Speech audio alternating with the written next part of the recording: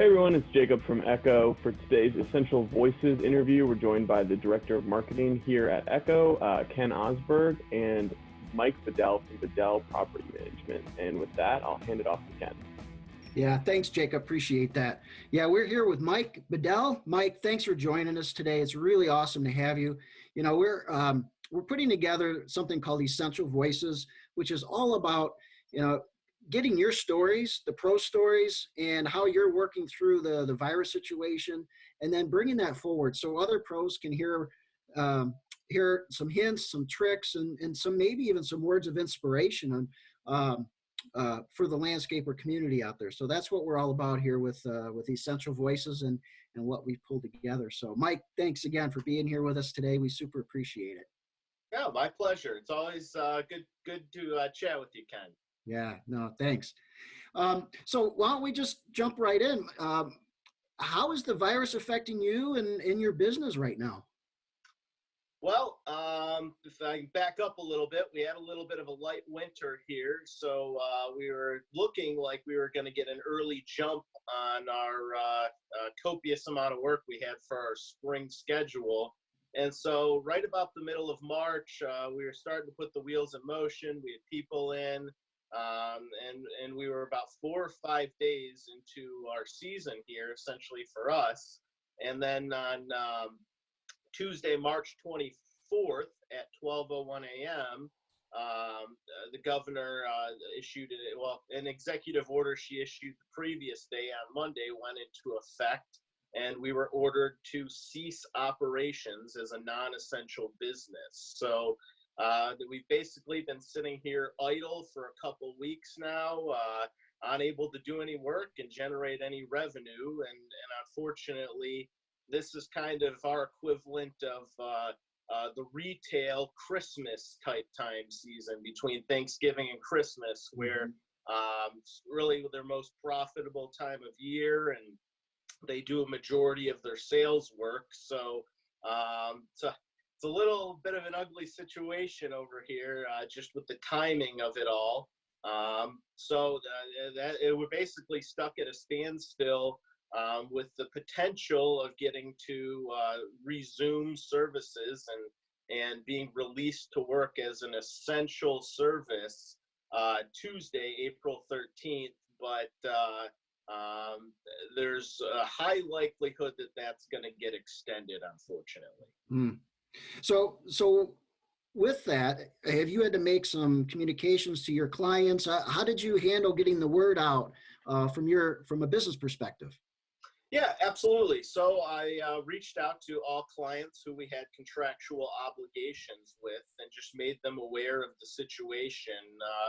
Truthfully, a few of them beat me to the punch and kind of put 2 and 2 together and just sent me a text shortly after it all transpired and said, are you really about to close? Are you really non-essential? And I'd say, that's what this looks like. Yeah, and then we have some contracts with entities that don't operate in the state of Michigan, and so it was bringing it to their attention because obviously they're dealing with the issues more readily in their local climate where they actually operate out of. So it was on a individual basis.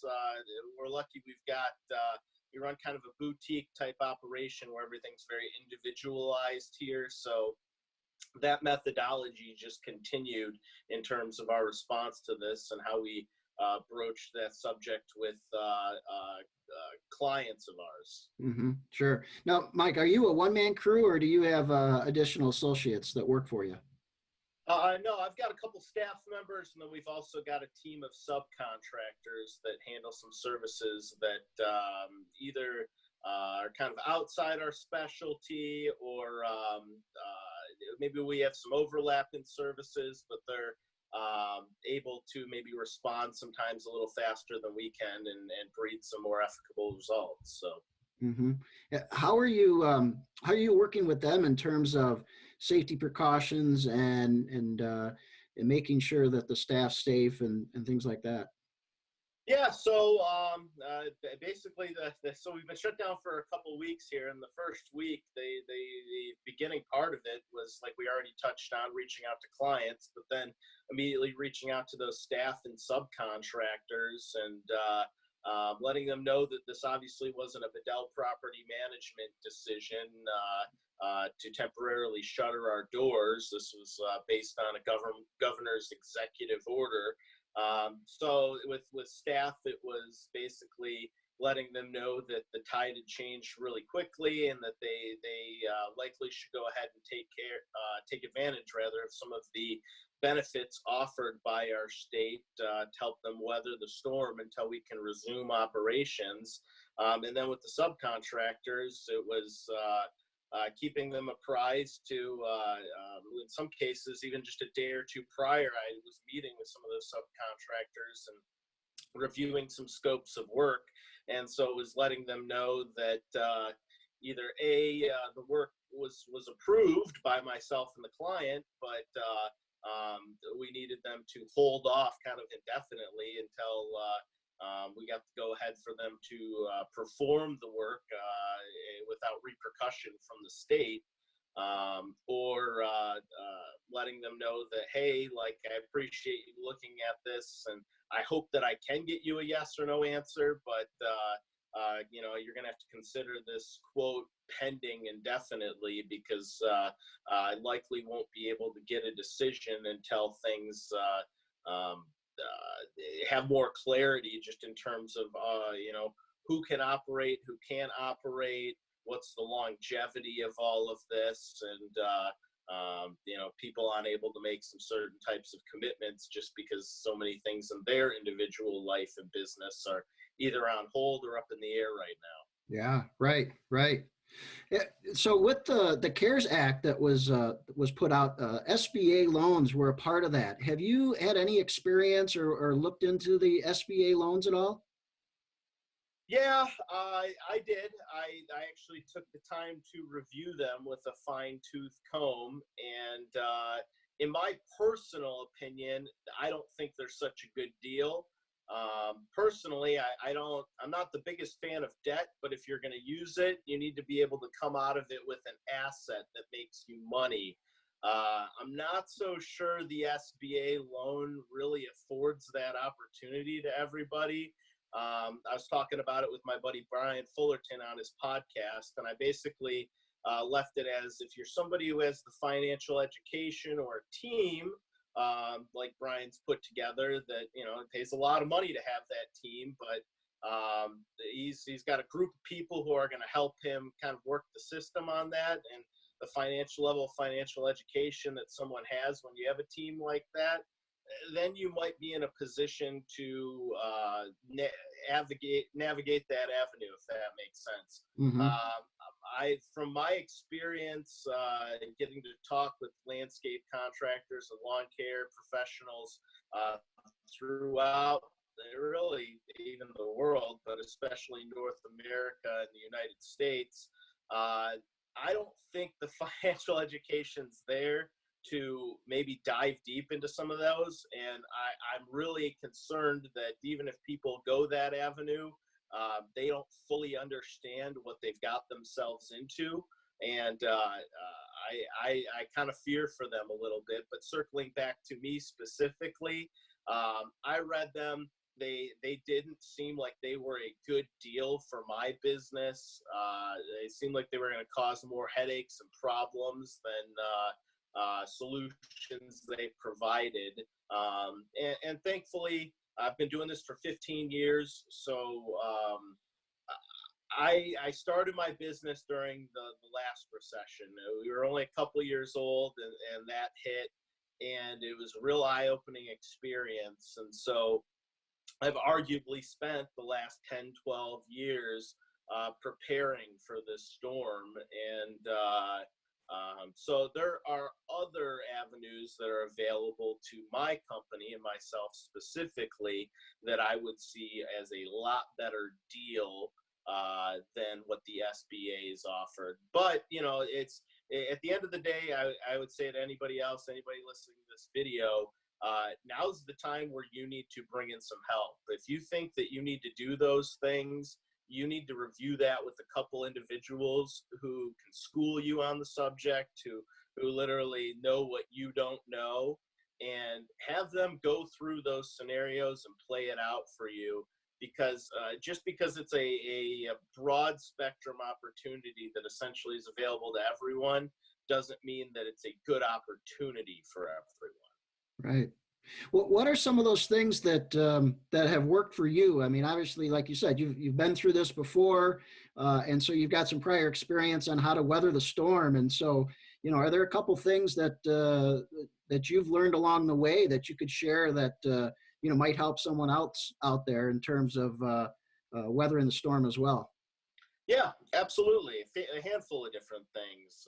One of them is having contracts, really well-written contracts that are kind of written in our favor and are there to protect ourselves as a business. And then beyond just the language in that contract, the terms of that contract, a lot of our clients have to prepay for a lot of things. And that isn't something that we're just trying to institute here based on the current economic situations. That's something that we instituted about a decade ago. And we realized it was better to make ourselves, and when I say ourselves, Bedell Property Management, my company, essentially us the bank, rather than hoping that our clients will pay us and making them the bank, if you will. Mm-hmm. So it's having that prepayment. Honestly, having a large savings of liquid capital on hand, upwards of 6 months if possible.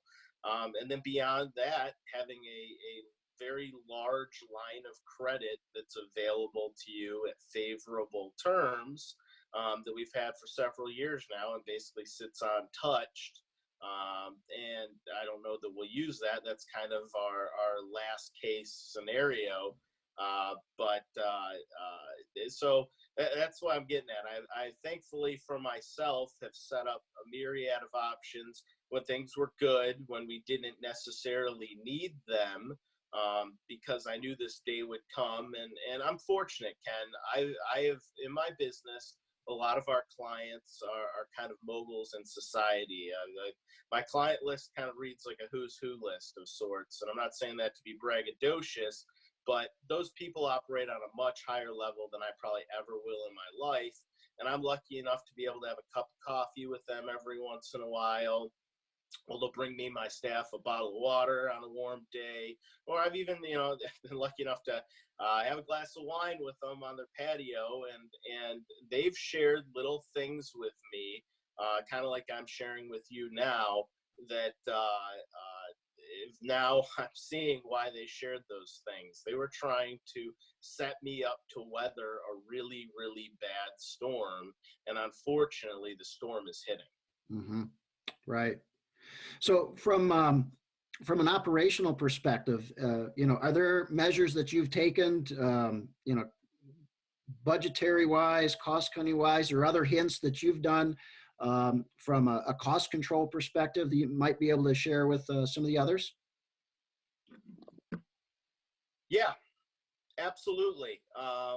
So really, like I said, the first week of our shutdown here was spent reaching out with clients and staff members. But then part two of that was talking with our banker, with our insurance provider, trying to find out what type of provisions were available for me in this type of situation.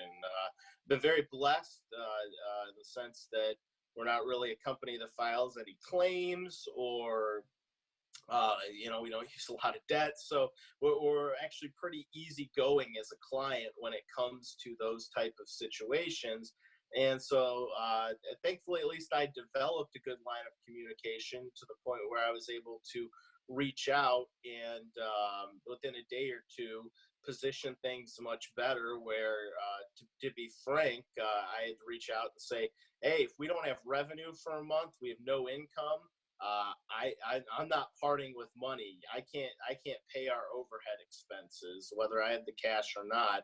That's just not a prudent business move. You getting your money is based on us having money coming in. Otherwise, the buck stops here.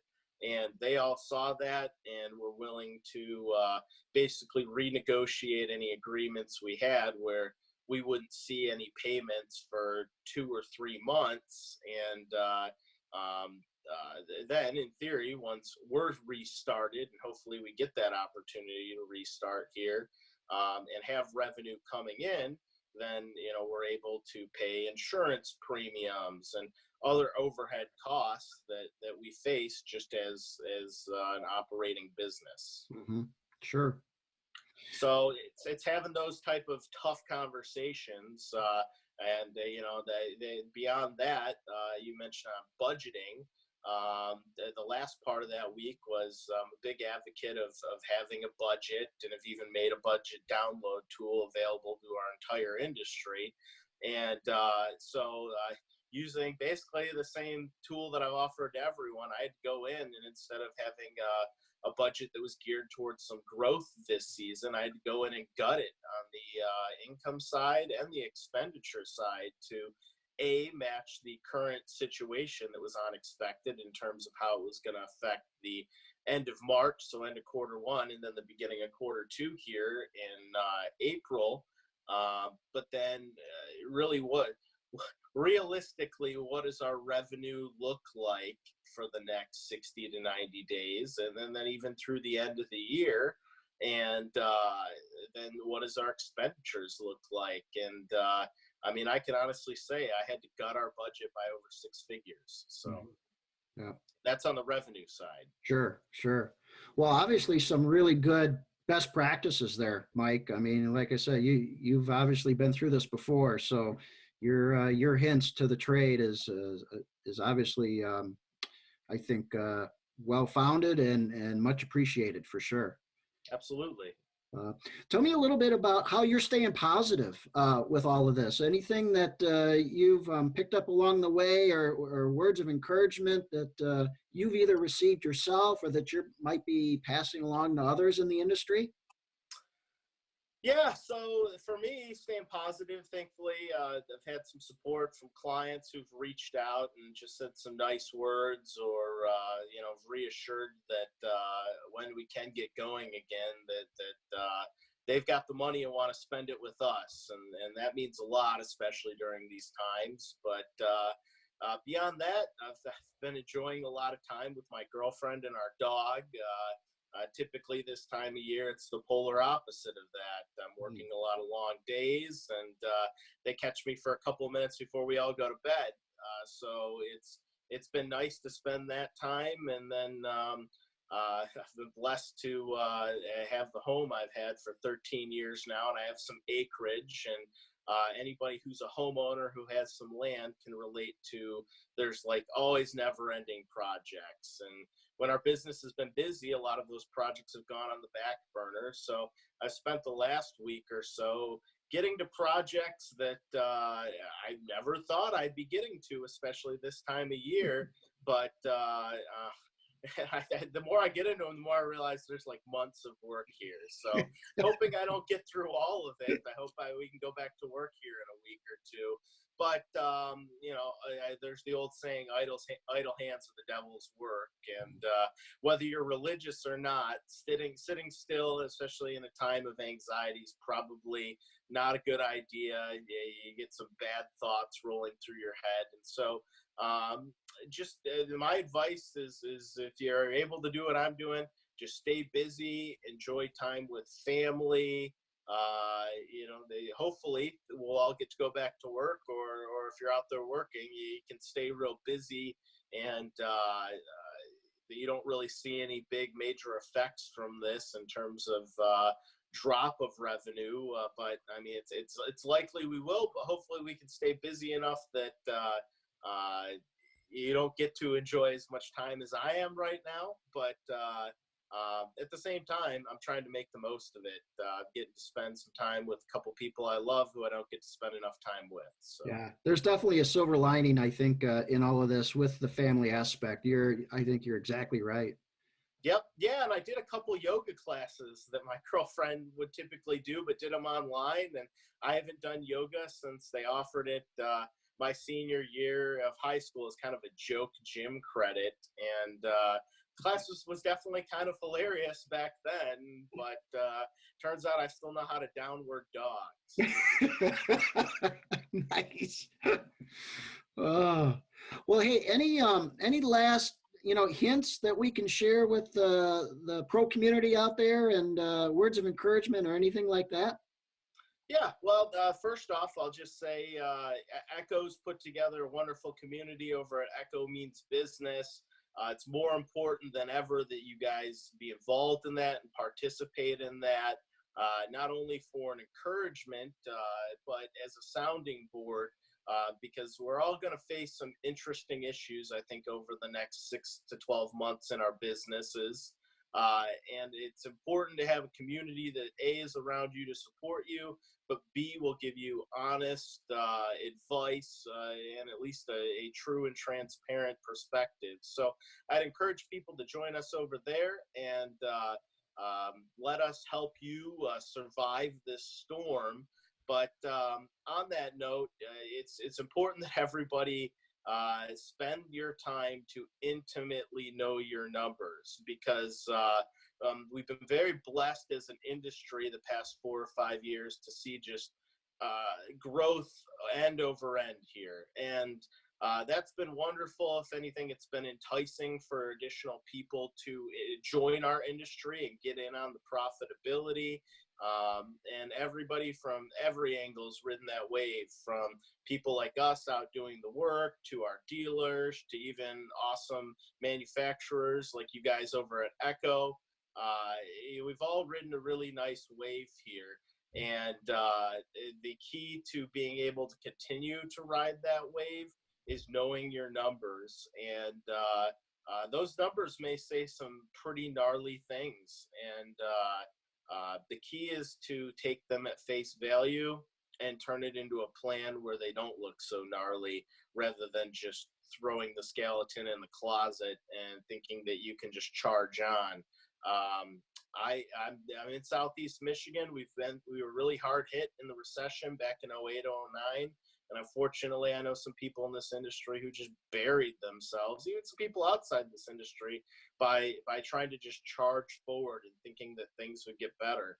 I hope everything does get better. I hope nothing but the best for everybody who listens to this.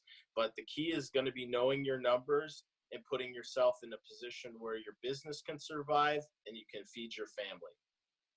Hey, Mike, once again, we really appreciate you taking some time today, sharing your best practices, your insights, and the words of encouragement.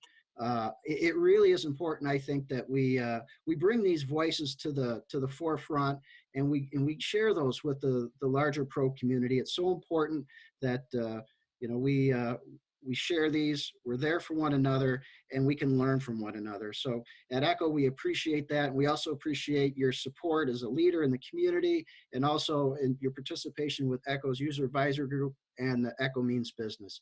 So Mike, with that, how about a shout out for your company out there in Michigan? Yeah, absolutely. You guys can follow us on Instagram or Facebook at Bedell Management. That's BEDELLMGMT. Or you can also follow the other community I've got, which is at Debt Free Landscaper over at Instagram. Fantastic, Mike. Once again, thank you for everything, and have a great day. Thanks, everybody. Take care. Thanks for joining us, everyone. We really appreciate it. Be sure to stay up to date with our Essential Voices interview at all of the social channels listed below, as well as echomeansbusiness.com. Thanks, everybody.